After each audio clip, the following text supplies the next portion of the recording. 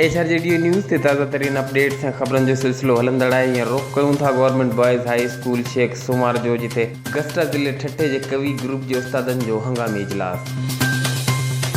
इजलास में कवि ग्रुप जे अॻवान ख़ैर मोहम्मद कवि, सरपरस्त आला ज़ुल्फ़कार हेलायो, ख़मीसुद्दल, इल्ताफ़ मल्लाह, इमदाद कुरैशी, ज़फ़र पलीचो, करम जोखियो, हामिद मुग़ल, ग़ुलाम हुसैन चौहान ऐं जनाब सदर ख़ान मोहम्मद हेलायो सां गॾु human rights justice and defender Pakistan जे सूबाई ऑर्गेनाइज़र नौजवान उस्ताद अॻवान सैयद रियाज़ अली शाह ऐं ज़िले ठठे जे समूरनि तालुक़नि मां उस्तादनि भरपूर शिरकत कई,